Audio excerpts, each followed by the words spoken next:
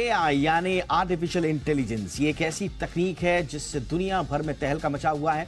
ऐसा माना जा रहा है कि एआई के जरिए करीब हर सेक्टर में हाई टेक्नोलॉजी से लैस ह्यूमन रोबोट बिल्कुल आज के इंसानों की तरह काम करने लगेंगे और कई मामलों में तो इंसानों से बेहतर काम को अंजाम देते हुए नजर आएंगे। स्पीड के मामले में देखें तो एआई जबरदस्त क्रांतिकारी इस वक्त दौर से गुजर रहा है और ये क्रांति अब सबके सामने हो रही है। भारत में भी तेजी से एआई पर काम हो रहा है, लेकिन जितनी तेजी से ये टेक्नोलॉजी बदल रही है, बढ़ रही है, कुछ लोगों को ऐसा लगता है कि उतना ही खतरा इंसानों की नौकरियों पर भी मंडरा रहा है। जी हां, एआई पर जारी माइक्रोसॉफ्ट की वर्क ट्रेंड इंडेक्स 2023 की रिपोर्ट में कई रोचक खुलासे हुए हैं। यह शोध 31 देशों के 31,000 लोगों पर किया गया। इसमें से करीब 1,000 लोग भारत के भी थे।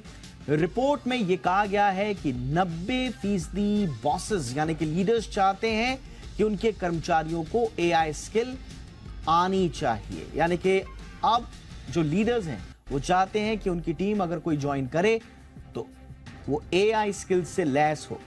और यही वजह है कि भारत में 74% कर्मचारियों को एआई के चलते अपनी नौकरी खोने का डर सता रहा है।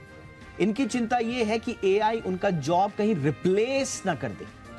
और लेकिन दिलचस्प एक सबसे पहलू यह है कि 83% भारतीय कर्मचारी अपने काम के बोझ को कम करने के लिए एआई को ज्यादा से ज्यादा काम डेलीगेट करना चाहते हैं, यानी जितना संभव हो उतना काम सौंपने को भी तैयार है।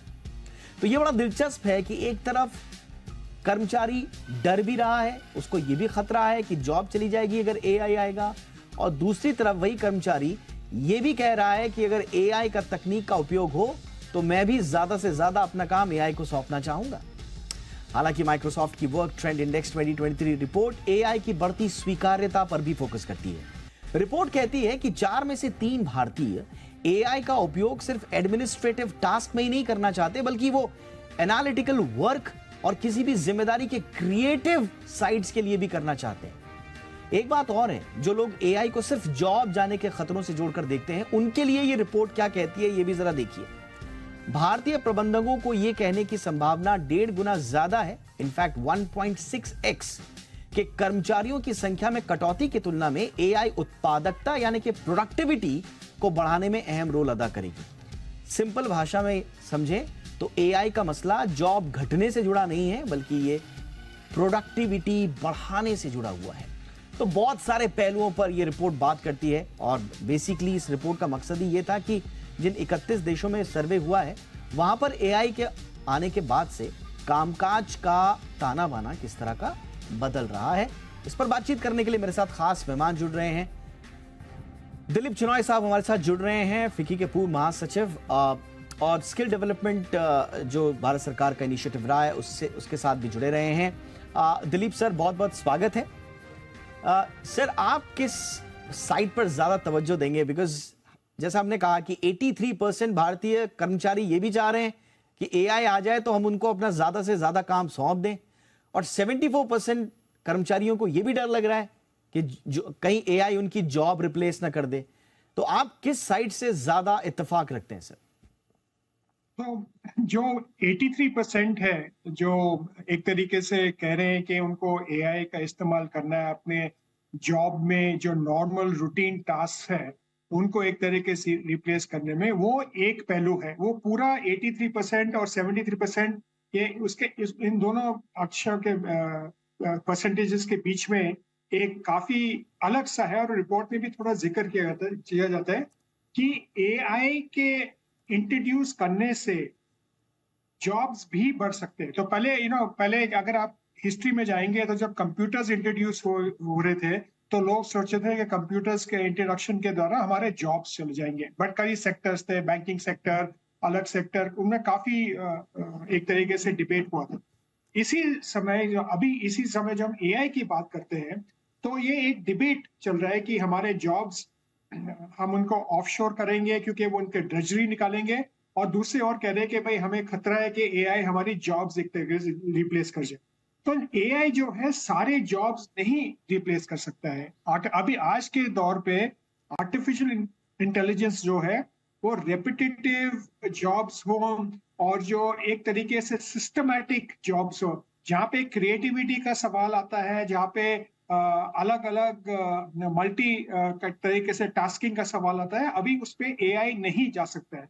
तो मेरा ये मानना है कि एआई के इंट्रोडक्शन से एक तरीके से जॉब मार्केट में स्पेशलाइज्ड जॉब्स आएंगे, और दूसरे तरीके से जो उनकी 83% है जिनका टाइम फ्री अप हो सकता है, और वो अपने जॉब्स में ज्यादा प्रोडक्टिव हो सकता है। और प्रोडक्टिविटी का भी एक आपने जब इंट्रोड्यूस किया था इस रिपोर्ट में, अपने प्रोडक्टिविटी के बारे में बात की थी।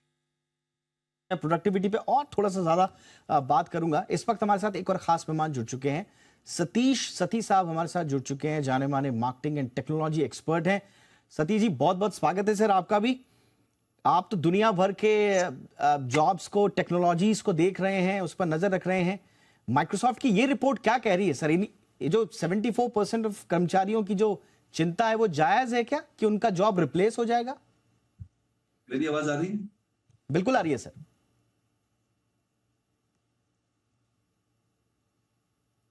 मुझे लगता है कम्युनिकेशन का थोड़ा प्रॉब्लम। मैं टीम से कहूंगा कि एक बार जरा ठीक कर लें। वापस मैं चिनॉय साहब के साथ जाना चाहूंगा।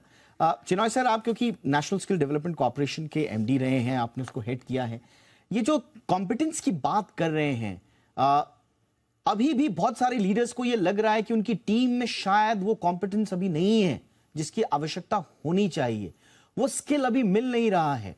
तो एक जो जरूरत है और जो रिक्वायर्ड स्किल है, उसके बीच में एक बहुत बड़े गैप को भी ये रिपोर्ट फोकस कर रही है सर। कैसे देखेंगे? तो बिल्कुल सही है, क्योंकि अगर आप देखें तो अगर आप जो पिछले कई 2 या 3 साल में या पिछले 1 साल में अगर आप देखें, तो पहले जब इंटरनेट शुरू हुआ था तो पहले 100 मिलियन यूजर्स के लिए मेरे ख्याल एक डिकेड से भी ज्यादा लगा था। फिर जब अलग एक और टेक्नोलॉजी आई, जैसे हम कह रहे थे वेब का, वेब वर्जन 2 आया, तो उसका आधा टाइम लगा। लेकिन अगर आप जैसे चैट जीपीटी का जो एक एआई टूल है, उसको 1 साल की अंतर्गत ही 100 मिलियन यूजर्स का एक तरीके से एक पूरा एक ग्रुप मिल गया है। तो बहुत सारे लोग जो हैं उसको एक अडॉप्ट करते हैं, लेकिन इसको अपने काम में इस्तेमाल करना और इसको कैसे इसका फायदा उठाने के लिए काफी लोगों को जानकारी नहीं है, और इनके प्रोडक्ट्स बनाने के लिए भी जानकारी नहीं है। तो इसमें जो स्किल गैप है, और अगर आप देखें तो भारत सरकार द्वारा मिनिस्ट्री ऑफ आईटी और नासकॉम के द्वारा एक तरीके से फ्यूचर स्किल्स का एक तरीके से एक प्रोग्राम लॉन्च किया हुआ था, जिसपे उस टाइम इंटरनेट ऑफ थिंग्स और ये ऐसे करीब थे। उसमें अभी उन्होंने आर्टिफिशियल इंटेलिजेंस और मशीन लर्निंग वगैरह के स्किल्स जोड़े हैं। तो जितने लोगों को जरूरत है, क्योंकि इतना इतना वाइडली यूज हो रहा है ये प्रोडक्ट, और उसको प्रोडक्ट्स बनाने के लिए उन उन लोगों की खास तौर से कमी है। और ये कमी, ये रिपोर्ट बिल्कुल साफ कहता है अलग अलग देशों में कमी है। और अगर आप देखें तो यूरोपियन यूनियन की एक स्टडी है कि उनके जो एक्सपर्ट्स हैं वो यूरोप में नहीं ठहरते, वो कहीं बाहर जाते हैं, और उनको भी ये पूरे आर्टिफिशियल इंटेलिजेंस और मशीन लर्निंग के एक्सपर्ट्स की काफी जरूरत है। फैकल्टी नहीं है पढ़ाने के लिए, कोर्स वर्क को एक तरीके से करना चाहिए, और इसको स्कूल और कॉलेज करिकुलम में इंटीग्रेट करने की एक आवश्यकता है। तो भारत में अगर आप देखें तो नेशनल न्यू एजुकेशन पॉलिसी जो आई है, उसमें इंटीग्रेशन की बात है स्कूल और कॉलेजेस में। ये एक काफी एक बहुत बिल्कुल सर, बट मुझे लगता है कि थोड़ा सा एब्सोल्युटली जब हमने शुरू किया, एक सही कदम तो हमने उठाया है, राइट डायरेक्शन में भी उठाया है, लेकिन एक गैप रहेगा, क्योंकि जब तक हमारा वो वर्कफोर्स तैयार होगा, संभवतः उस गैप को फिल करने के लिए हमें कुछ और इनोवेटिव स्टेप्स लेने पड़ेंगे। सतीश सती साहब हमारे साथ जुड़ चुके हैं। सतीश सर, आप क्या इस रिपोर्ट में एक जो ऑब्जर्वेशन आई है कि 74% कर्मचारियों को ये डर सता रहा है कि एआई उनका जॉब रिप्लेस कर देगा, आप इत्तेफाक रखते हैं इस चिंता से?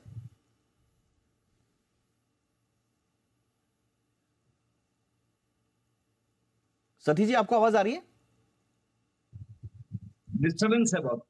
आप प्लीज बोलिए सर, अपना स्टेटमेंट बोलिए। डिस्टर्बेंस है आवाज। ऑल राइट, ठीक है, मैं एक बार फिर से कहूंगा अपनी टीम से थोड़ा सा इसको, वो इशू को हैंडल करें। चिनॉय सर, एक जो इशू है जिसका हमने खास तौर से जिक्र किया, जो कंपेयर किया, ये रिपोर्ट ये भी कह रही है कि ये हेडकाउंट से ज्यादा, ये नंबर ऑफ कर्मचारियों की छंटनी होगी या नहीं होगी, इससे ज्यादा ये एआई प्रोडक्टिविटी बढ़ाने का ज्यादा मसला है। तो मुझे लगता, क्या आपको भी यही लगता है सर कि आने वाले समय में हमें इसी नजरिए से एआई को देखना पड़ेगा बजाय इसके कि ये नौकरी खा जाएगा? नहीं, बिल्कुल। जो ये रिपोर्ट काफी, अगर आप इस तरह से बारीकी से पढ़ो, कई और रिपोर्ट्स भी आए हैं आर्टिफिशियल इंटेलिजेंस और टेक्नोलॉजी और वर्कफोर्स के साथ। वर्ल्ड इकोनॉमिक फोरम की भी रिपोर्ट है। एक एक तरीके से है जो कई, जो मैं, जैसे मैंने पहले भी बताया था, जो रेपिटेटिव और जो जल्दी कंप्यूटराइज हो जाए, वो जॉब्स जो हैं वो मेरे ख्याल मशीन लर्निंग या आर्टिफिशियल इंटेलिजेंस में चल जाएंगे। लेकिन उस डेटा को इंटरप्रिटेशन, और जो अगर एआई भी उसको इंटरप्रेट करके दे, उसका री इंटरप्रिटेशन, उसका रियल वर्ल्ड से क्या ताल्लुक है, उस वो सारा मैन्युअली होगा और वो एआई और ह्यूमंस बीइंग के साथ एक इंटरफेस होगा। सो मेरा ये बिल्कुल मानना नहीं है कि एआई जॉब्स खा जाएगा। और जो कर्मचारी हैं वो, देखिए, अगर एक सिंपल सा मैं आपको दूंगा कि टेक्नोलॉजी को उदाहरण, पहले अगर आप एक मीटिंग्स में बैठते थे तो कोई मीटिंग्स का मिनट्स लेता था, हाथ से लेते थे, फिर उसको करेक्ट करते थे। अभी एक टेक्नोलॉजी आ गई, जैसे आप बात कर रहे हैं वैसे ही वो firefly.ai है, वो ऑटोमेटिकली उस मिनट्स का एक तरीके से रिकॉर्डिंग आपको टाइप वर्जन में दे देगा, आप उसको करेक्ट करके निकाल सकते हैं। तो बजाय मिनट्स में ध्यान देने का, आप उसके जो एक्शन पॉइंट्स में अपना समय उस एक्शन पॉइंट्स को कंप्लीट करने में लगा सकते हैं। तो ऐसे प्रोडक्टिविटी उसका इंक्रीज काफी जॉब्स में होगा। और ओवरऑल ये एक बेनिफिशियल टेक्नोलॉजी है। और सारे जो भी, जिस फील्ड में भी एआई इस्तेमाल होगा, उसमें बिल्कुल जायज है कि प्रोडक्टिविटी बढ़ेगी और काम करने में मजा आएगा। एक बार फिर चलते हैं सतीश जी के पास। सतीश जी, अगर आपको मेरी आवाज आ रही है तो सबसे मूल जो मेरा प्रश्न है यही है, 74% लोग, कर्मचारी, ये कह रहे हैं कि उनका जॉब रिप्लेस हो जाएगा एआई से। उनकी चिंता से आप क्या इत्तेफाक रख रहे हैं?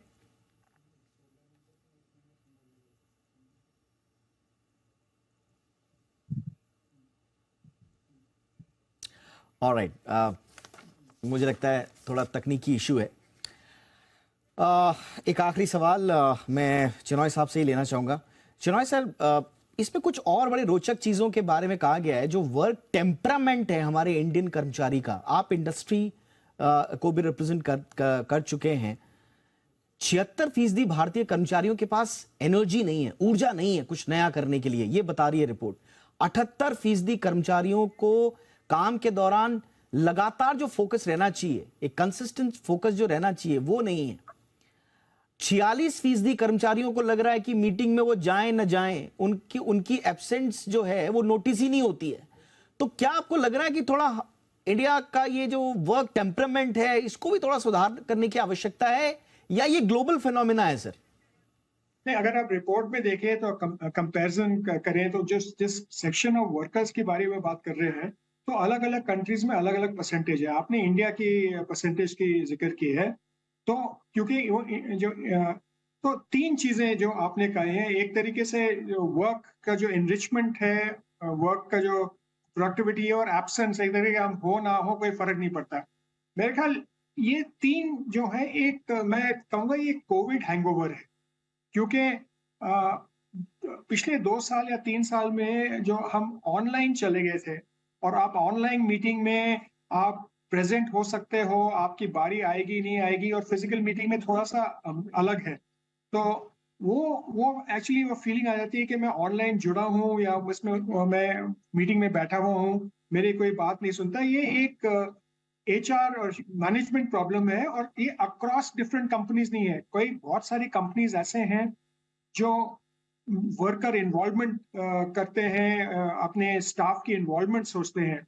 तो ये एक ये है जो बोर्डम, या जो है मेरे ख्याल आर्टिफिशियल इंटेलिजेंस और ये जो आएगा, वो रिपोर्ट कहता है कि एटीट्यूड और एप्टीट्यूड नहीं है, और एग्जिस्टिंग वर्कफोर्स में एटीट्यूड और एप्टीट्यूड लाना चाहिए।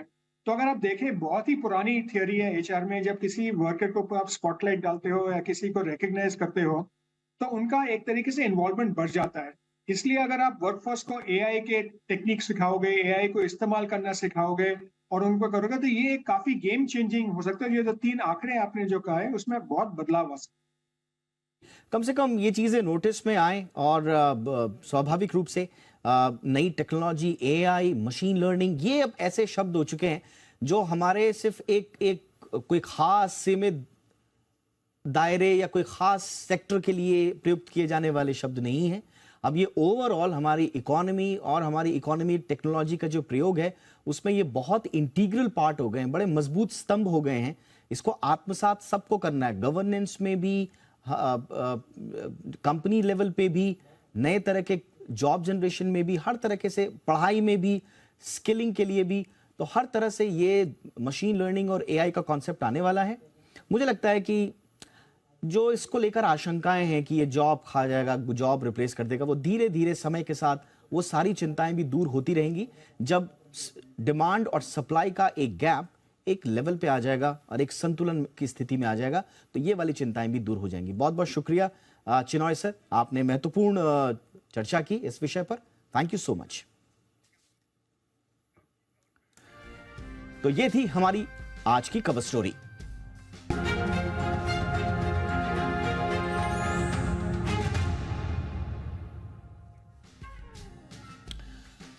कुछ दूसरी खबरों का करते हैं रुख। आरबीआई ने साइबर सुरक्षा और डिजिटल पेमेंट सिक्योरिटी पर ड्राफ्ट नियम जारी किए हैं। ड्राफ्ट नियम के मुताबिक साइबर सिक्योरिटी के लिए बोर्ड के डायरेक्टर्स जिम्मेदार होंगे। 1 अप्रैल 2024 से लेकर 1 अप्रैल 2028 तक अमल में लाने का इसे प्रस्ताव है। पूरी खबर पर डिटेल्स देंगी मेरी सहयोगी एकता सूरी। एकता, बताइए क्या है इन ड्राफ्ट नियमों में? जी बिल्कुल दीपक, आरबीआई ने दरअसल एक ड्राफ्ट मास्टर सर्कुलर जारी किया है non bank payment system operators के लिए।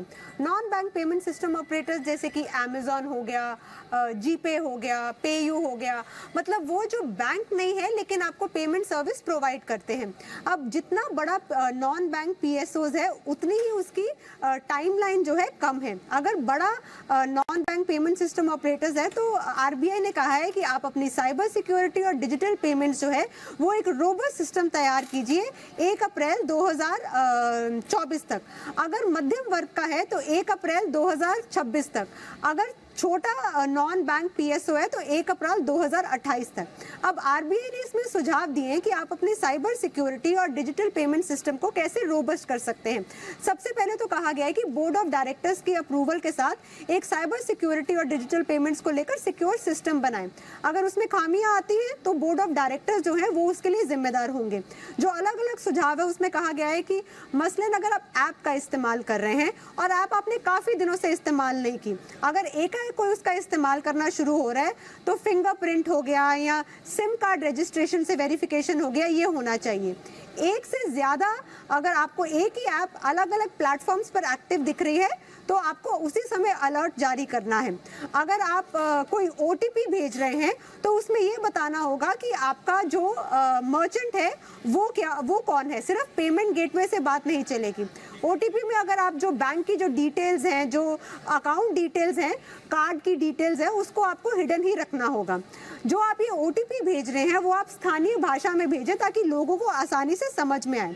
अगर ये इनके प्रीपेड कार्ड्स हैं, नॉन बैंक पीएसओस के प्रीपेड कार्ड्स हैं, अगर वो कोई लोड कर रहा है तो लोड कर रहा है और उसके बाद अमाउंट ट्रांसफर कर रहा है तो उसके बीच में एक कूलिंग पीरियड होना चाहिए लोड करने के बाद। ऐसे ही अगर कोई इन ऐप्स पर जाकर अपना मोबाइल नंबर बदलता है, ईमेल आईडी बदलता है तो ट्रांजैक्शंस 12 घंटे के लिए एक तरह से हम कह सकते हैं सस्पेंड, लेकिन यहाँ कहा गया कि कूल ऑफ पीरियड होना चाहिए ताकि उसके बाद कोई एकाएक ट्रांजैक्शंस ना हो। क्योंकि बहुत बार ऐसी घटनाएं हमने देखने को मिली कि सिम कार्ड ब्लॉक हो गया है और उसके बाद उसी समय साइबर जो क्रिमिनल्स हैं वो एक्टिव हुए और उन्होंने पैसा गायब कर दिया अकाउंट से। तो यहाँ पर ऐसी बहुत सी चीजें मेंशन की गई हैं कि नंबर बदला जा रहा है या ईमेल आईडी बदली जा रही है तो आप कूल ऑफ पीरियड दीजिए 12 घंटे का। ये भी कहा गया है कि इन सब साइबर सिक्योरिटी और डिजिटल पेमेंट्स के लिए जो रोबस्ट सिस्टम है वो अगर लेट से किसी क्लैमिटी की वजह से डाउन हो गया है तो आपके पास एक बिजनेस कंटिन्यूटी के लिए दूसरा सिस्टम अप एंड रनिंग उसी समय होना चाहिए। ऐप पर अगर आपको कोई फर्जी सौदे दिख रहे हैं तो आप उसको लिस्ट कर सकते हैं। ऐसे ही पेमेंट सिस्टम ऑपरेटर को अगर कोई फर्जी ट्रांजैक्शन दिख रही है तो वो बैंक को अलर्ट करे ताकि बैंक कस्टमर को अलर्ट करे। आरबीआई ने जितने भी स्टेक होल्डर्स हैं non bank payment system operators उनसे कहा गया है कि आप 30 जून तक हमें सुझाव दीजिए। ये जो मास्टर सर्कुलर है ये एक ड्राफ्ट है जिससे स्टेक होल्डर्स का 30 जून तक अपने सुझाव देंगे और उसके बाद एक हम देख सकते हैं कि साइबर सिक्योरिटी और बिल्कुल और उन सुझावों पर फिर अमल होगा और उसके बाद आगे की इस पर कार्रवाई तय की जाएगी। शुक्रिया एकता इस तमाम जानकारी के लिए आपका। आने वाले दिनों में खाने के तेल की कीमत में और कटौती हो सकती है। सरकार ने ऑयल प्रोड्यूसर्स एसोसिएशन के साथ दूसरी बैठक की है। इस बैठक में खाने के तेल की कीमत में फिर से कटौती पर विचार किया जाएगा। विचार किया गया है इनफैक्ट। दरअसल ग्लोबल मार्केट में एडिबल ऑयल का रेट काफी कम हुआ है और इसका पूरा फायदा अभी भी आम जनता को नहीं मिल पाया है। सरकार चाहती है कि आम आदमी को भी कीमत में कटौती का लाभ मिले। पूरी खबर समझते हैं जी मीडिया संवाददाता अमरीश पांडे से। देखिए, खाने के तेल की अगर बात करते हैं तो हमारी जो आपूर्ति है वो उसको पूरा करने के लिए हमको इंपोर्ट करना पड़ता है और जिस तरह से अंतर्राष्ट्रीय कीमतों के में कमी लगातार आ रही है। अगर हम पिछले 50 दिनों की बात करते हैं तो पिछले 50 दिनों में 150 से $200 तक प्रति बैरल कीमतें कम हुई हैं। तो सरकार का ये स्पष्ट कहना है कि अगर कीमतें अंतर्राष्ट्रीय बाजार में कम हो रही हैं तो इसका फायदा आम आदमी को पास ऑन करने की ज़रूरत है। इस पर जो है तेल कंपनियों के साथ आज खाद्य सचिव ने बैठक भी की थी और उन्होंने स्पष्ट शब्दों में ये कहा है कि ये जो फायदा है जो आपको अब मिल रहा है ये पास ऑन की उन लोगों को जो कि आम जनता है जो जिनके की पॉकेट पर ये वजन असल में दिखता है।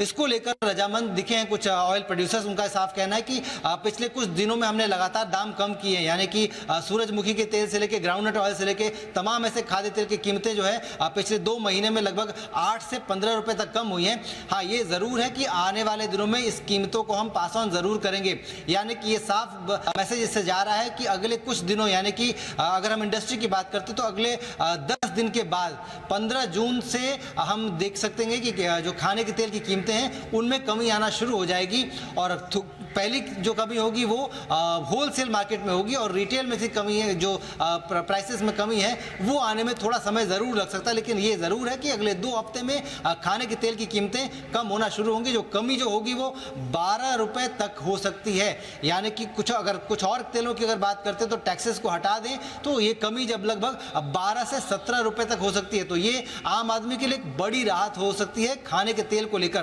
क्योंकि खाने का तेल जो है किचन के बजट को गड़बड़ाता है, साथ साथ जो फूड इन्फ्लेशन है उसमें एक बड़ा रोल भी प्ले करता है। तो सरकार ये स्पष्ट तौर पे कहना चाहती है कि जिस तरह से हमने इन्फ्लेशन को कंट्रोल किया है, जिस तरह से सरकार ने अपने कदम उठाए थे उसका फायदा अब दिख रहा है और अंतर्राष्ट्रीय मार्केट में भी कीमतें कम हुई हैं। तो इन दोनों का फायदा आम आदमी को पहुंचना चाहिए और इसको लेकर इंडस्ट्री को उन्होंने सचेत किया है, स्पष्ट तौर पे इनको निर्देश दिया है कि ये जो कटौती है, ये जो कटौती है कीमतों की, ये साफ फायदा आम कंज्यूमर को पहुंचे। जी बहुत बहुत शुक्रिया अमरीश इस तमाम जानकारी के लिए।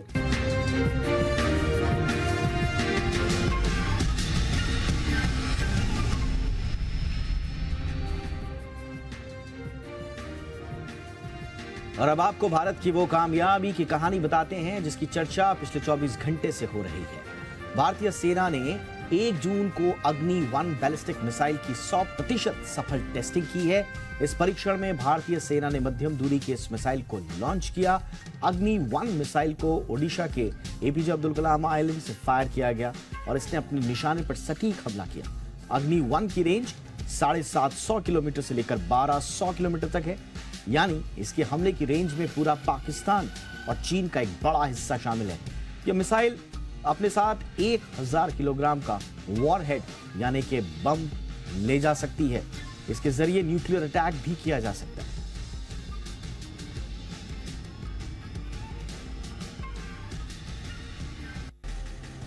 ड्राइविंग लाइसेंस और इंश्योरेंस को लेकर बॉम्बे हाईकोर्ट ने एक बड़ा फैसला सुनाया है। इस फैसले में कहा गया है कि अगर ड्राइवर का लाइसेंस एक्सपायर हो गया है और वो फिर भी गाड़ी चला रहा है और इस दौरान कोई भी हादसा हो जाता है, किसी तरह का हादसा हो जाता है, तो इंश्योरेंस कंपनी को क्लेम सेटल करना होगा। अभी तक इंश्योरेंस कंपनियां ड्राइविंग लाइसेंस निरस्त होने पर क्लेम सेटल नहीं करती थी, लेकिन अब बॉम्बे हाईकोर्ट ने एक अहम आदेश जारी करते हुए इस बात को साफ किया है। दरअसल बॉम्बे हाईकोर्ट ने इंश्योरेंस कंपनी को एक्सीडेंट में जान गंवाने वाली एक महिला के परिवार को मुआवजा देने का आदेश दिया है। कोर्ट ने इस दौरान कहा कि ड्राइविंग लाइसेंस एक्सपायर हो जाने से यह साबित नहीं किया जा सकता कि गाड़ी चलाने वाला व्यक्ति एक स्किल्ड ड्राइवर नहीं था।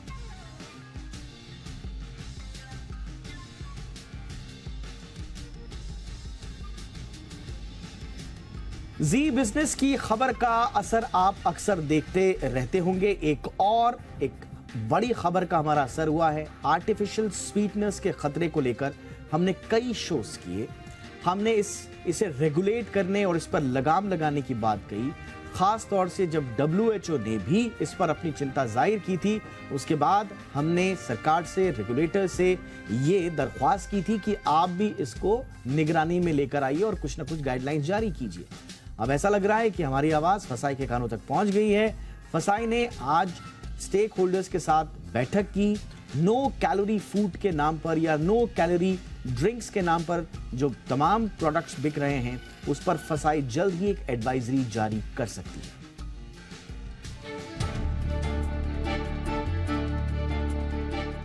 सेहत को लेकर सजगता का ही असर है कि आजकल लोग अपने खान पान में कम चीनी का सेवन करने लगे हैं। लेकिन जो लोग स्वाद भी चाहते हैं और चीनी भी नहीं लेना चाहते, ऐसे तमाम लोग शुगर फ्री के नाम पर आर्टिफिशियल स्वीटनर का इस्तेमाल करने लगते हैं। लेकिन पिछले महीने ही WHO ने आर्टिफिशियल स्वीटनर से होने वाले खतरों को लेकर एक स्टडी जारी की। जी बिजनेस ने भी मामले को जोर शोर से उठाया, अपने दर्शकों को आर्टिफिशियल स्वीटनर से होने वाले खतरे के प्रति आगाह किया। फसाई के कानों तक हमारी आवाज पहुंची।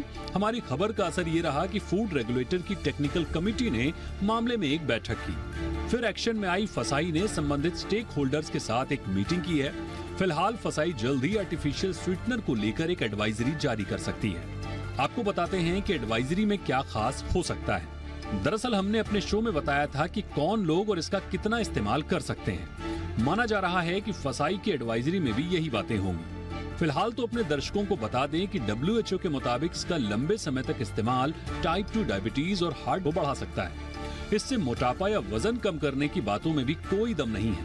WHO के मुताबिक जिन्हें शुगर नहीं है, उन्हें तो आर्टिफिशियल स्वीटनर का इस्तेमाल बिल्कुल नहीं करना चाहिए। वहीं गर्भवती महिलाओं में शुगर फ्री स्वीटनर के ज्यादा इस्तेमाल से समय से पहले डिलीवरी होने का खतरा रहता है। वहीं इसकी कोई न्यूट्रिशनल वैल्यू भी नहीं होती है। तो फिर लोग क्यों लेते हैं स्वीटनर? आखिर इसमें होता क्या है? दरअसल ये शुगर का सब्स्टिट्यूट होता है। कुछ स्वीटनर प्राकृतिक तत्वों से बने होते हैं, तो कुछ केमिकल्स की मदद से तैयार किए जाते हैं। ये चीनी से कहीं अधिक मीठा होता है।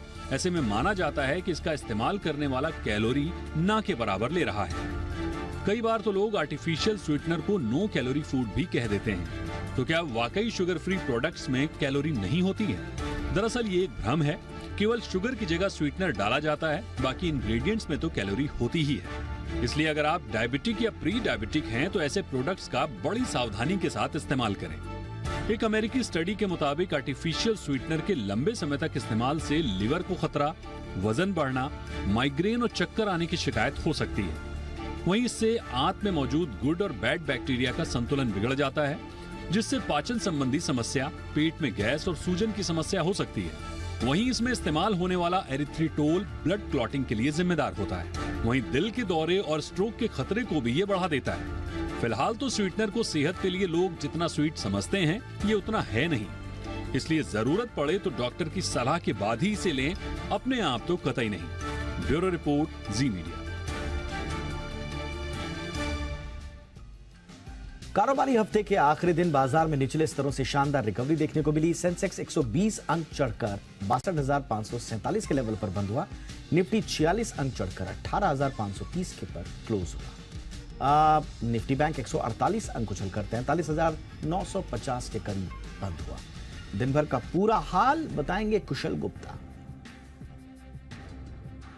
तो बाजारों में कारोबारी हफ्ते के आखिरी दिन आज अच्छी तेजी का मूड माहौल रहा, जहां पर निफ्टी और बैंक निफ्टी में आपको अच्छी तेजी आती हुई नजर आई, जहां पर 18,500 के पार भी जाते हुए दिखे निफ्टी। और निफ्टी बैंक में आप देखिए तो लगभग 43,900 के ऊपर यहां पर इंट्राडे में ट्रेड हुआ था। जहां तक निफ्टी के गेनर्स का सवाल है, उसमें मेटल स्पेस सबसे ज़्यादा फोकस में रहा, और यहां पर तो फोकस इसलिए भी बढ़ता हुआ नजर आया क्योंकि चाइना जो है अपनी प्रॉपर्टी मार्केट में हो सकता है कि स्टिमुलस पैकेज ये लाता हुआ दिखे। तो इस जो खबर आती हुई दिख रही थी मार्केट आज के दौरान, उसकी वजह से पूरा का पूरा मेटल इंडेक्स में आज शानदार तेजी होती हुई नजर आई। हिंडाल्को टॉप गेनर था, हीरो मोटोकॉर्प जिस तरह से दमदार मई महीने के ऑटो बिक्री आंकड़े इनके आते हुए दिखे अनुमान से काफी बेहतर थे, तो यहाँ पर अच्छी तेजी थी। अपोलो हॉस्पिटल्स लगातार तेजी बना हुआ है, और अगर आप देखें तो मार्च 2022 के बाद पहली बार फिर से इसने 5,000 का आंकड़ा पार किया आज के दिन में। टाटा स्टील पर भी अच्छी तेजी थी, पूरा का पूरा मेटल पैक जैसे कि मैंने आपको बताया तो ये फोकस में था। गिरावट कहाँ थी? अदानी एंटरप्राइजेस, इन्फोसिस, बीपीसीएल जैसे स्टॉक्स पर दबाव था। हालांकि जितनी परसेंटेज से गेन्स हुए थे काफी सारे स्टॉक्स में, उसके कंपैरिजन में उतनी गिरावट यहाँ पर होती हुई नहीं दिखी। कुछ स्टॉक्स इन फोकस में थे, जहाँ पर केडीडीएल, रॉसेल इंडिया, ग्रेफाइट इंडिया, एचईजी, ये जो दो ग्रेफाइट से जुड़े हुए स्टॉक्स हैं वहां पर बेहतरीन तेजी आज के सत्र में भी बनती हुई नजर आई। मेटल स्पेस लगातार फोकस में बने हुए हैं। यही नहीं, टॉप गेनर्स में जेके लक्ष्मी सीमेंट, छोटे मझौले शेयरों में यहाँ पर अच्छी तेजी थी। साथ ही नाइका काफी दिनों के बाद अब फोकस लिस्ट में आता हुआ नजर आ रहा है। 7-7.5% तक की दमदार तेजी यहाँ पर भी बनती हुई। मिड कैप आईटी कंपनियों में साइंट का भी नाम आज सुबह से ही हरे निशान में शुमार था, और बेहतरीन तेजी यहाँ पर भी आती हुई दिखी कारोबारी सत्र के एंड होते होते। टॉप लूजर्स में आप देखिए तो ज़्यादातर जो सिटी गैस डिस्ट्रीब्यूशन कंपनियां हैं वहाँ पर हमें दबाव देखने को मिला, जिसमें गुजरात गैस, महानगर गैस जैसे स्टॉक्स शामिल रहे, तो यहाँ पर दबाव था। बट कहीं ना कहीं ओवरऑल जो बाजार की पिक्चर आज के दिन में बनती हुई नजर आई वो काफ़ी अच्छी थी। अब देखना होगा कि सोमवार को जब हम लौटते हैं तो कारोबार किस तरह से शुरुआत होता है। मिड कैप शेयरों का दमदार प्रदर्शन जारी है। निवेशकों को कितना किया मालामाल और किन शेयरों ने दिया दमदार रिटर्न, बता रहे हैं अरमान नाखर। देखिए, निफ्टी मिड कैप 100 की अगर आप बात करें तो वह रिकॉर्ड स्तर पर जो है ऑल टाइम हाई लेवल पर आता हुआ दिखा है। अगर आप देखें लगातार, अगर आप 2-3 दिन से या कुछ समय से अगर आप देखें, वहां पर रिकॉर्ड तेजी जो है आपको लगातार आती हुई दिख रही है। अगले अगर आप, और इसी के साथ साथ अगर ये तो भी जो रिकॉर्ड तेजी तो चली रही है, पर उसके बावजूद भी आने वाले 12 महीने के लिए अगर आप जो टारगेट देखें तो लगभग 25% की बड़ा जो है बढ़त का अनुमान जो है एनालिस्ट सब कर रहे हैं। अगर आप इंडेक्स का 5 साल का जो अगर आप औसतन पी देखेंगे निफ्टी मिड कैप 100 का, तो लगभग 28.6 के आसपास का आता हुआ दिखता है। हालांकि अगर आप देखें वो फॉरवर्ड पी के हिसाब से अगर आप देखें तो वो सिर्फ हो जाता है 24 के आसपास का, तो उस हिसाब से भी काफ़ी जो है ग्रोथ यहाँ पर, काफ़ी जो है रिटर्न जो है और जो यहाँ पर बढ़त है वो अभी भी काफ़ी कंपेरेटिवली आ सकती है। अगर आप सिर्फ अगर निफ्टी मिड कैप 100 इंडेक्स की बात करें तो लगभग 65 शेयर जो है वो लगभग 200 डीए में जो है उसके भी ऊपर ट्रेड कर रहे हैं, और कई सारे स्टॉक्स लगभग 6 महीने के अंदर जहां पे स्टॉक्स में बढ़िया रिटर्न आते हुए दिखे हैं, जिसमें आपको आरईसी दिखेगा, पीबी फिनटेक दिखेगा, PFC, Poonawalla Fincorp, NHPC, IGL ऐसे स्टॉक दिखेंगे जहां पर बढ़िया रिटर्न आते हुए दिखे हैं। और अगर आप 19 अप्रैल 2023 की बात करें, ये तारीख अहम इसलिए है क्योंकि इस दिन से अगर आपको देखें अनिल सर ने आपको यहाँ पर मिड कैप और स्मॉल कैप इंडेक्स में जो खरीदारी करने को कहा था, वहां से अगर आप रिटर्न देखें तो वहां से रिटर्न लगभग आपको 8-8.5% के आसपास का जो रिटर्न वहां पर आता हुआ दिखा है। और अगर पिछले 1 महीने की बात करें तो वहां पर 6 से 7% की तेजी वहां पर भी आती हुई दिखी है। और इसी समय के दौरान जो निफ्टी मिड कैप 100 के 100 जो स्टॉक्स हैं उसमें से लगभग 80% स्टॉक्स जो ऐसे हैं जो पॉजिटिव रिटर्न यहां पर आते हुए दिखे हैं। तो अभी जो है लगातार आपको जो बताया जा रहा है कि मिड कैप और स्मॉल कैप में लगातार खरीदारी करनी है, उसका जो आपको दिख रहे हैं पिछले 1.5 महीने के आसपास से बढ़िया रिटर्न आते हुए दिखे। हीरो मोटो पर बुल वर्सेस बियर के लिए हमारे साथ जुड़ रहे हैं कुशल और अरमान। कुशल हैं बुल और अरमान बियर। यहाँ पर तेजी का मूड माहौल बना हुआ है। काउंटर में लगातार 2400-2500 रुपए के लेवल से यहाँ पर अच्छी तेजी बनती हुई नजर आई है, और इसका सबसे बड़ी वजह बन रही है इसकी जो मंथली सेल्स आती हुई दिख रही है, वहां पर आपको बड़ा फोकस करना चाहिए। इनफैक्ट मई महीने में जब हमने ऑटो बिक्री के आंकड़े के एस्टिमेट्स लगाए थे 7 से 8% तक की गिरावट एक्सपेक्ट करके चल रहे थे, उसके मुकाबले 6 से 7% तक की तेजी यहाँ पर नंबर ऑफ यूनिट्स जो इन्होंने बेचे हैं मई महीने में वो आती हुई नजर आई। और इसी का नतीजा आप देखिए, ऑलमोस्ट 3% के गेन्स के साथ हीरो मोटोकॉर्प अभी कारोबार करता करता हुआ दिख रहा है। तो 4,44,000 यूनिट्स का हमारा अनुमान था, 5,20,000 यूनिट्स लगभग कंपनी ने बेचे हैं। तो अपने आप में ये काफी बड़ा बीट है अगर आप मंथली ऑटो सेल्स नंबर के हिसाब से बात करें तो। देखिए, अगर आप जैसा कि आपने मंथली ऑटो सेल्स की बात करी, पर अगर आप Q4 FY23 का एक्सपोर्ट्स में अगर आप बात करें तो वहां पे लगभग 57% के आसपास की गिरावट आती हुई दिखी थी। वहीं अगर आप इन्फ्लेशन की चिंता तो ऑलरेडी है ही सही वहां पर एक और डेटा मैं देख रहा था यहाँ पे, अगर पिछले 5 साल का कंपनी का कैगर देखेंगे, रेवेन्यू का कैगर 1% का है। FY18 में जितना मुनाफा किया था उससे भी मुनाफा उन्होंने FY18 में किया था 3,700 करोड़ का, जो अभी मुनाफा 2,800 करोड़ का आता हुआ दिखा है। तो मुझे अगर कोई ऐसी कंपनी मिलती है जो 5 साल में कैगर सिर्फ 1% का दे रही है और मुनाफा जो 5 साल पहले किया था उससे भी कम है, तो मेरे लिए कंपैरेटिवली डाउटफुल सिचुएशन हो जाती है। बिल्कुल, रिलेटिवली अरमान डेफिनेटली ये डाउटफुल सिचुएशन है आपकी तरफ से, पर आपको ये चीज भी ध्यान में रखनी चाहिए कि यहाँ पर जिस तरह के भाव 5 साल पहले थे, अब वो भाव से ऊपर निकल रहा है। अब कहीं ना कहीं एनालिस्ट की एक्सपेक्टेशंस क्यों बन रही है ऐसी? सबसे पहले तो रॉ मटेरियल की कीमतें हम बात कर लेते हैं। जिस तरह से पिछले साल हमें रॉ मटेरियल की कीमतों में एक हिसाब से आप कह सकते हैं कि रिकॉर्ड लेवल पे उछाल देखने को मिला था, उससे काफी ज्यादा हद तक कीमतें रिड्यूस हो चुकी हैं, जिसका सीधा फायदा हम OEMs में देखते हैं। अगर आप 4 व्हीलर्स की बात करेंगे तो मैनेजमेंट से जब भी हमारी बात होती है तो वो ये कहते हैं कि हमारी जो स्टील की कंपोनेंट है उसके अंदर पूरी ऑटोमोबाइल OEMs में वो करीबन 65 से 70% हिस्सा कंट्रीब्यूट करती हैं। तो वो अपने आप में काफी बड़ी रिलीफ है। अगर आप हीरो मोटोकॉर्प या कोई भी और OEMs को देखें तो रॉ मटेरियल की जो गिरावट है वो मार्जिन्स पर बड़ा फायदा दे सकती है। देखिए, आपने जैसे कि कहा कि अभी आप 4 व्हीलर्स की भी बात करें तो एक और इंटरेस्टिंग चीज जिसका शायद आप भी बता देंगे, जवाब देंगे उसका, कि कई सारी बड़ी OEMs है जिन्होंने बड़ा कैपेक्स का अनाउंसमेंट करा है। आप मारुति सुजुकी के तौर पर ले लीजिए या फिर टाटा मोटर्स के बारे में बात कर लीजिए। ऐसा कोई इतना ताबड़तोड़ कोई बड़ा कैपेक्स हीरो मोटोकॉर्प पे नहीं आता हुआ दिखा है। तो एक ऐसी कंपनी जिसने ग्रोथ नहीं दी है रेवेन्यू में, जिसने मुझे मुनाफे में ग्रोथ नहीं दी है और उनकी तरफ से कोई बड़ा कैपेक्स का अनाउंसमेंट भी नहीं है, तो मुझे ऐसा लग रहा है कि यहाँ पर शायद वो ग्रोथ इतनी एस्टिमेट नहीं कर रहे जितनी आ सकती है। और जैसा कि आपने कहा, अगर आप दाम की बात बोल रहे हैं तो मैनेजमेंट भी जो बोल रहे हैं, मैनेजमेंट ने संकेत दिए हैं कि जो रॉ मटेरियल का इन्फ्लेशन है वो पूरी तरीके से जो है वो पास ऑन नहीं कर पाए, तो पूरी तरह से रिकवरी नहीं हुई है। बिल्कुल, तो पूरी तरह से रिकवरी नहीं हुई है और इसी में लिए मैं कह रहा हूं कि अभी बहुत अच्छा एंट्री पॉइंट बन सकता है, क्योंकि अगर आप पिछले 5 सालों का हाई देखेंगे तो यहां पर जिस तरह के लेवल्स रहे थे 9 अप्रैल 2018 में 3800 रुपए के भाव हीरो मोटोकॉर्प टच करता हुआ नजर आया था और अभी भी उस लेवल से आप देखिए 32% नीचे है। तो काफी बड़ी अपसाइड पोटेंशियल यहां पर बाकी है। और अगर कोई नए प्रोडक्ट लॉन्चेस कंपनी के हम देख ही रहे हैं कि पिछले कुछ दिनों से यहां पर इनकी थॉट प्रोसेस बनी हुई है इस चीज को लाने की, और खासकर प्रीमियम प्रोडक्ट पोर्टफोलियो पर इनका बड़ा फोकस अब आगे चलकर बनता हुआ नजर आ रहा है, तो वो एक बड़ा सपोर्ट हीरो मोटोकॉर्प के लिए बन सकता है। देखिए, प्रीमियम प्रोडक्ट की अगर आपने बात करी तो प्रीमियम प्रोडक्ट में जिससे कंपीट कर रहे हैं, जिसमें आप बात कर लीजिए TVS मोटर्स या बजाज ऑटो, उनके मुकाबले यहाँ पर जो प्रीमियम प्रोडक्ट्स जो ये लॉन्च करने वाले हैं वहां पर वो कंपेरेटिवली आपको कमजोर दिख रहे हैं। तो और जैसा कि हम लगातार बोल रहे हैं कि जहां पर प्रीमियम प्रोडक्ट से वहां पर हमेशा वैल्यूएशन भी अच्छे ज्यादा है और वहां पे सेल्स भी अच्छी खासी ज्यादा आती हुई दिखी है। और उसी रीजंस की अगर आप देखें कि इनके कंपैरेटिवली दोनों को कंपेयर किया जाए, इन तीनों डेफिनेटली इन तीनों को अगर कंपेयर किया जाए तो वहां पे इनके जो न्यू लॉन्चेस जो प्रीमियम प्रोडक्ट्स में है वो कंपैरेटिवली कमजोर है। डेफिनेटली अभी तो कमजोर है, पर कहीं ना कहीं एक बड़ा अंडरडॉग हीरो मोटो हो सकता है। रीजन बीइंग एनालिस्ट काफी ज्यादा बुलिश हो रहे हैं और खासकर JP मॉर्गन की अगर आप बात करें तो उनके ओवररेट रेटिंग है इस पर और 3120 रुपए के टारगेट्स ही दे रहे हैं। ऑलमोस्ट अब ये टारगेट अचीव करने के काफी करीब आ चुका है। देखिए, टारगेट करने के अचीव आ चुका है। मैं इसी चीज एक और रिसर्च देख रहा था, मैं वहां पर मतलब जस्ट उनकी बैलेंस शीट देख रहा था। जैसा कि मैंने आपको कैपेक्स की बात करी, आप पिछले 3-4 साल का इनका कैपेक्स का देखिए तो कोई भी ग्रोथ कैपेक्स भी कंपैरेटिवली नहीं हुआ है। तो 4 साल में कोई ग्रोथ कैपेक्स नहीं हुआ है कंपैरेटिवली, कोई ताबड़तोड़ ना कोई बड़ा आउटलुक आता हुआ दिखा। और जैसे कि आपने ब्रोकरेज की बात करी तो गोल्डमैन सैच्स से बात कर रहे हैं, वो अभी भी बिकवाली की राय दे रहे हैं और टारगेट दे रहे हैं 2200 का। बिल्कुल, तो टारगेट है 2200 का, पर मेरी तरफ से JP मॉर्गन दे रहे हैं यहाँ पर 3120 का टारगेट। रेलवे में हो रहे काम की हर जगह चर्चा हो रही है। आए दिन नई ट्रेनें लॉन्च हो रही हैं। रेलवे पूरे देश को वंदे भारत ट्रेनों से जोड़ रहा है। चिंतन शिविर के बाद रेल मंत्री अश्विनी वैष्णव ने बताया कि उनका जोर यात्रा को सुरक्षित और आरामदायक बनाने पर है। उन्होंने बताया कि रेलवे टिकटिंग को ज्यादा बेहतर करने पर काम कर रही है ताकि लोगों को कंफर्म टिकट मिले। उन्होंने ये भी बताया कि 30 जून तक देश के सभी राज्य वंदे भारत ट्रेनों से जुड़ जाएंगे। कैसे और रेप्लिकेट करें वंदे भारत का और फास्ट प्रोडक्शन, कवच का और फास्ट इम्प्लीमेंटेशन, बुलेट ट्रेन का काम अभी तेज़ी से चल रहा है, उससे जो लेसन्स लर्नड है उनसे देश के बाकी के रेलवे के नेटवर्क में किस तरह से उसका डिप्लॉयमेंट किया जा सके, इत्यादि इत्यादि इत्यादि बहुत सारे पॉइंट्स पे बहुत अच्छे डिस्कशंस हुए हैं। इस जून तक, अभी जून का महीना आज 2 तारीख है, 30 जून तक देश के सारे राज्य कनेक्ट हो जाएंगे।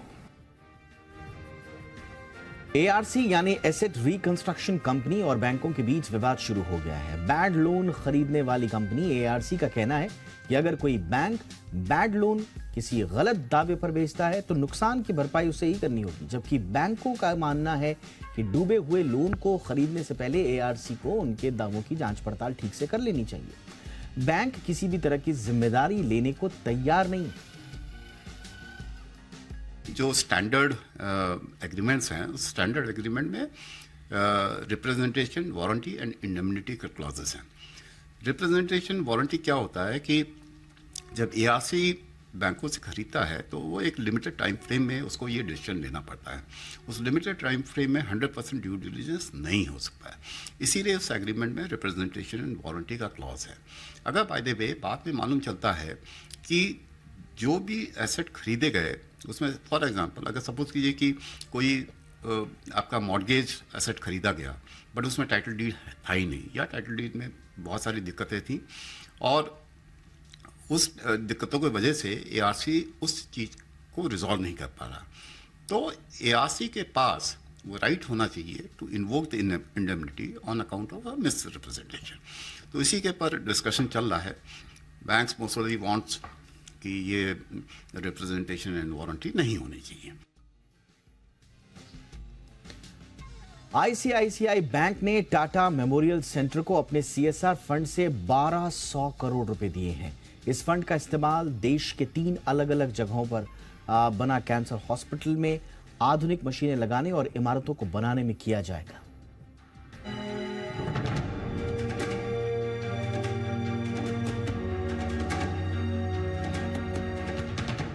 10-15 साल पहले कैंसर के बारे में इतना कुछ सुनने को नहीं मिलता था, मगर आज हर व्यक्ति की जानकारी में कुछ लोग मिल जाते हैं जो इसके शिकार हुए हों। ऐसे में कैंसर के इलाज के लिए प्रसिद्ध टाटा मेमोरियल हॉस्पिटल जैसे कैंसर हॉस्पिटल की जरूरत बढ़ जाती है।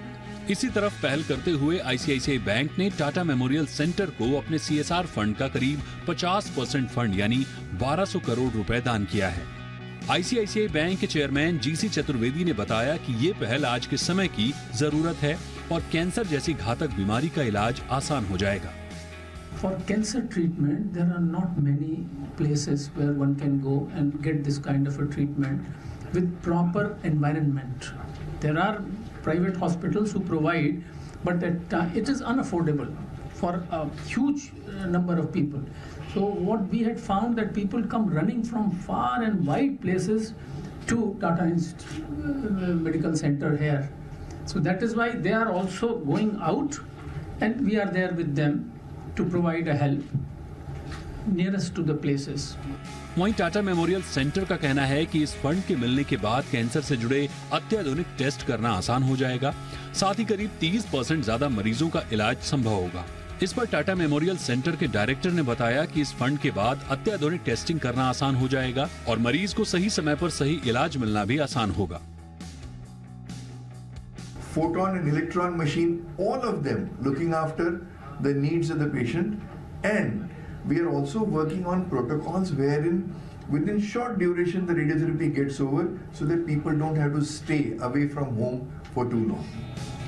टाटा मेमोरियल सेंटर का कहना है कि ये फंड महाराष्ट्र के नवी मुंबई, पंजाब के मुलानपुर और आंध्र के विशाखापट्टनम के कैंसर हॉस्पिटल में उपयोग में लाया जाएगा। ये प्रोजेक्ट साल 2027 तक पूरा हो जाएगा। इसके बनने के बाद मुंबई के टाटा हॉस्पिटल में आने वाले मरीजों की संख्या में कमी आएगी। गौरतलब है कि करीब 60% मरीजों का टाटा मेमोरियल सेंटर से मुफ्त में इलाज किया जाता है। इस प्रोजेक्ट के पूरा होने पर कैंसर जैसी बीमारी से और दृढ़ता से लड़ा जा सकेगा। ब्यूरो रिपोर्ट, जी मीडिया। और दिन भर की बाकी खबरों पर भी एक नजर डाल लेते हैं टॉप न्यूज में। कांग्रेस नेता राहुल गांधी अमेरिका से लगातार मोदी सरकार और बीजेपी पर निशाना साध रहे हैं। इसी बीच राहुल ने 2024 लोकसभा चुनाव को लेकर बड़ा दावा किया है। राहुल गांधी ने कहा कि विपक्ष एकजुट है, जमीन पर काफी अच्छा काम हो रहा है। उन्होंने कहा कि एक छिपा हुआ अंडर करंट पैदा हो रहा है और यह अगले लोकसभा चुनाव में लोगों को आश्चर्यचकित कर देगा। जब राहुल से मुस्लिम लीग के साथ कांग्रेस के गठबंधन के बारे में सवाल किया गया तो राहुल ने कहा कि मुस्लिम लीग पूरी तरह से धर्मनिरपेक्ष पार्टी है, इसमें कुछ भी नॉन सेक्युलर नहीं है। अमेरिका में मुस्लिम लीग पर राहुल गांधी के बयान के बाद देश में राजनीतिक हलचल बढ़ गई है। राहुल गांधी की ओर से मुस्लिम लीग को धर्मनिरपेक्ष बताए जाने पर बीजेपी ने पलटवार किया है। बीजेपी ने कहा कि राहुल गांधी को कुछ पता नहीं होता और वो बिना सोचे समझे बयानबाजी कर देते हैं। बीजेपी ने कहा कि उन्हें पहले इतिहास को पढ़ लेना चाहिए, फिर बोलना चाहिए। केंद्रीय मंत्री प्रहलाद पटेल ने कहा कि देश को यह समझने की जरूरत है कि कांग्रेस विभाजन के बीज बोने की कोशिश कर रही है। 152 साल पुराने देशद्रोह कानून को लेकर लॉ कमीशन ने सरकार को अपनी रिपोर्ट सौंप दी है। आयोग ने कहा कि आईपीसी की धारा 124A को बनाए रखने की जरूरत है, इसको हटाने की कोई ठोस वजह नहीं है। हालांकि आयोग ने कहा कि कानून के उपयोग को लेकर ज्यादा स्पष्टता बनी रहे, इसके लिए कुछ संशोधन किए जा सकते हैं। सुप्रीम कोर्ट ने 2022 में अंग्रेजों के जमाने से चले आ रहे राजद्रोह कानून को स्थगित कर दिया था। कोर्ट ने तब आदेश दिया था कि जब तक आईपीसी की धारा 124A की री एग्जामिन प्रोसेस पूरी नहीं हो जाती, तब तक इसके तहत कोई मामला दर्ज नहीं होगा। भारतीय कुश्ती संघ के पूर्व अध्यक्ष बृजभूषण शरण सिंह के खिलाफ एफआईआर दर्ज जो हुई है, उसकी पूरी डिटेल सामने आ गई है। इन दोनों एफआईआर में छेड़छाड़, जबरन छूने के एक नहीं बल्कि 10 मामलों का जिक्र है। बॉडी की जांच के बहाने छेड़ना, रेस्टोरेंट में गलत तरीके से छूना, शरीर के ऊपरी हिस्सों को गलत तरीके से हाथ लगाने के गंभीर आरोप हैं। जहां एक और रेसलर्स बृजभूषण की गिरफ्तारी की मांग पर अड़े हुए हैं, वहीं बृजभूषण ने फेसबुक पोस्ट में खुद को बेगुनाह बताया है। बृजभूषण ने कहा कि उन पर झूठे आरोप लगाए गए हैं। पहलवानों के प्रदर्शन के बीच कपिल देव की अगुवाई में वर्ल्ड कप जीतने वाली भारतीय क्रिकेट टीम के खिलाड़ियों ने एक बयान जारी कर खिलाड़ियों का समर्थन किया है। इस बयान में पूर्व क्रिकेटर्स ने उम्मीद जताई है कि मसला जल्द से जल्द सुलझा लिया जाएगा। बयान में कहा गया है कि चैंपियन पहलवानों को ऐसे हालत में देखकर बहुत दुख हो रहा है। बयान में कहा गया है कि इस बात से वो चिंतित हैं कि पहलवान मेडल को गंगा में बहाने जा रहे थे। ये बहुत दुखद है। उन्होंने इस मामले को जल्द से जल्द सुलझाने की मांग की है।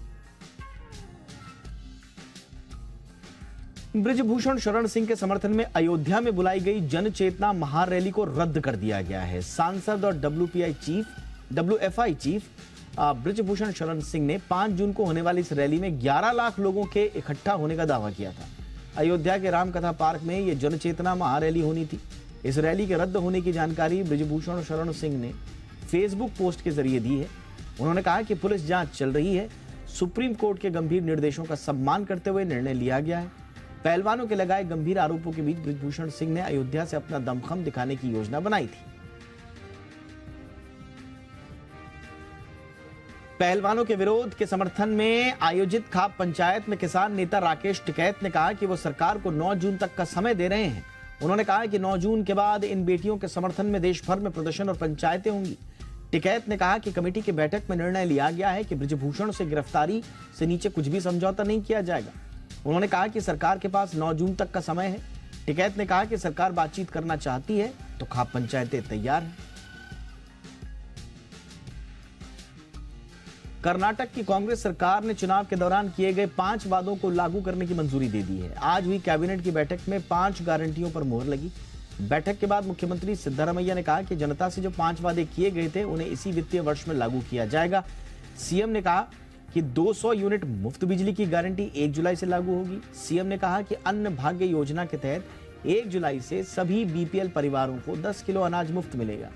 गृह लक्ष्मी योजना के तहत परिवारों की महिला मुखिया के लिए 2000 रुपए मासिक सहायता 15 अगस्त से शुरू हो जाएगी।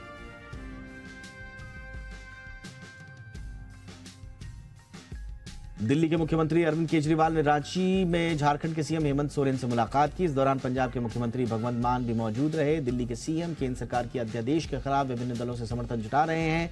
हेमंत सोरेन से मुलाकात के बाद केजरीवाल ने कहा कि दिल्ली की चुनी हुई सरकार को सारी शक्तियां सुप्रीम कोर्ट ने दी हैं, लेकिन मोदी सरकार ने 8 दिन बाद अध्यादेश लाकर सुप्रीम कोर्ट के ऑर्डर को पलट दिया। केजरीवाल ने कहा कि संसद में हेमंत सोरेन ने उनका साथ देने का वादा किया है।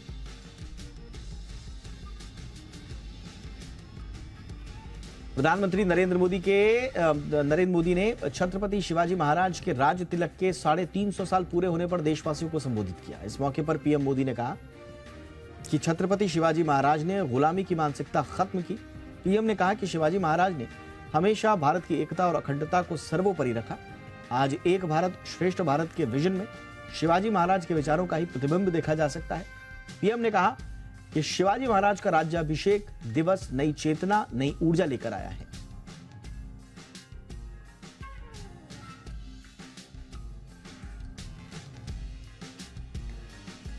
इंडिया 360 में आज बस इतना ही। हैशटैग याद रखिए, हैशटैग #ZIndia360। कोई राय, कोई सुझाव हो तो जरूर भेजिएगा। नमस्कार।